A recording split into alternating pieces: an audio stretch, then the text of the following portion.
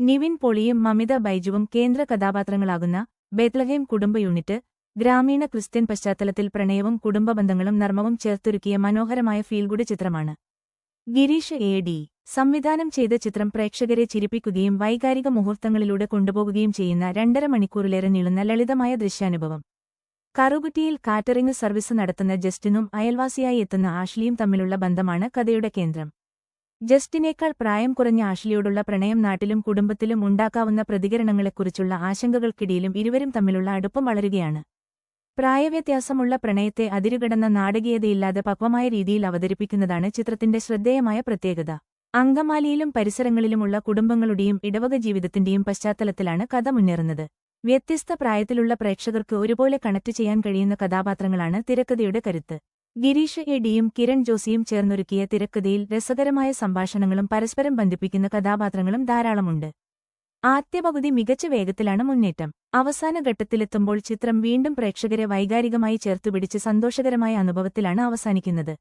ജസ്റ്റിനായി നിവിൻ പോളി സ്വാഭാവികമായ പ്രകടനമാണ് കാഴ്ചവെക്കുന്നത്. പ്രണയിതാവായും സഹോദരനായും സുഹൃത്തായും കഥാപാത്രത്തിന്റെ വിവിധ ഭാവങ്ങൾ നിവിൻ മികവോടെ അവതരിപ്പിക്കുന്നു. ആഷ്ലിയായി മമിത ബൈജുവും മികച്ച പിന്തുണ നൽകുന്നു. പ്രേമലു വില്ലെ പോലെ പ്രണയിനിയാണെങ്കിലും അതിൽ നിന്നു തികച്ചും വ്യത്യസ്തമായി ബിഹേവ് ചെയ്യാൻ നമിതയ്ക്ക് കഴിഞ്ഞു എന്നുള്ളത് അഭിനയ മികവാണ്. ഇരുവരുടെയും കൂട്ടുകെട്ട് കഥയുടെ രസവും പ്രണയഭാവവും ഒരുപോലെ ഉയർത്തുന്നു. സഹതാരങ്ങളുടെ പ്രകടനവും ചിത്രത്തിന് വലിയ ഊർജ്ജം നൽകുന്നുണ്ട്. സംഗീത പ്രതാപ് പതിവ് പോലെ ചിരിപ്പടക്കങ്ങൾ ഇടയ്ക്കിടയ്ക്ക് പൊട്ടിച്ചാണ് മുന്നേറുന്നത്. വിനയ് ഫോർട്ടിന്റെ അമ്മാവൻ കഥാപാത്രം ഏറെ ചിരിയുണർത്തുന്നതാണ്. വില്ലത്തരങ്ങളിൽ നിന്ന് വിട്ടുകളിലേക്ക് കൂടുമാറിയ സുരേഷ് കൃഷ്ണ സ്വാഭാവികതയോടെയാണ് പൊട്ടിച്ചിരിപ്പിക്കുന്നത്. ഏത് വേഷവും അഭിനയിച്ചു ഫലിപ്പിക്കാൻ അദ്ദേഹത്തിന് കഴിയുമെന്ന് ഇത് കാട്ടിത്തരുന്നു. പ്രേമലു വിലൂടെ ശ്രദ്ധ നേടിയ ശ്യാം മോഹനും വില്ലനായാണ് പ്രത്യക്ഷപ്പെടുന്നതെങ്കിലും സ്വാഭാവിക നർമ്മവുമായി പ്രേക്ഷകരെ കൈയിലെടുക്കുന്നുണ്ട്. പാർവതി അയ്യപ്പദാസ് സെക്കൻഡ് നായികയെന്നോണം ഉയരുന്നുണ്ട് പലപ്പോഴും അഭിനയത്തിലും കഥാപാത്രത്തിലും. ശ്രിന്തയും മീനാക്ഷി രവീന്ദ്രനും പൊട്ടിത്തെറിപ്പുള്ള രസകരമായ കഥാപാത്രങ്ങളായി ശ്രദ്ധേയ അഭിനയം കാഴ്ചവെക്കുന്നു. കന്യാസ്ത്രീയായി ഗസ്റ്റ് റോളിലെത്തുന്ന ബിന്ദു പണിക്കർ പോലും ചിരിയുയർത്തി ശ്രദ്ധേയമാകുന്നുണ്ട്. ഷമീർ ഖാനും റോഷൻ ഷാനവാസും നർമ്മരംഗങ്ങളിൽ കയ്യടി നേടിയാണ് മുന്നേറുന്നത്. ഗിരീഷ് എ.ഡിയുടെ മേക്കിങ്ങിലെ സൂക്ഷ്മത ഓരോ രംഗങ്ങളിലും പ്രകടമാണ്. സാധാരണ ജീവിതത്തിൽ നിന്നുള്ള ചെറിയ സംഭവങ്ങളും സംഭാഷണങ്ങളും കൃത്യമായി ഉപയോഗിച്ചിരിക്കുന്നത് ചിത്രത്തെ കൂടുതൽ പരിചിതമാക്കുന്നു. വലിയ സംഘർഷങ്ങളോ അമിതമായ ട്വിസ്റ്റുകളോ ഇല്ലാതെ കുടുംബത്തോടൊപ്പം ആസ്വദിക്കാവുന്ന തരത്തിലാണ് കഥ. അജ്മൽ സാബുവിന്റെ ഛായാഗ്രഹണം ഗ്രാമീണ അന്തരീക്ഷത്തിന്റെ ഭംഗിയും കഥാപാത്രങ്ങളുടെ നിഷ്കളങ്കതയും മനോഹരമായി പകർത്തുന്നുണ്ട്. അതോടൊപ്പം ഗോവയിലെത്തുമ്പോൾ അവിടുത്തെ കടൽത്തീരവും വൈബും ഒപ്പിയെടുക്കുന്നതിലും വിജയിക്കുന്നുണ്ട് കാമറക്കണ്ണുകൾ.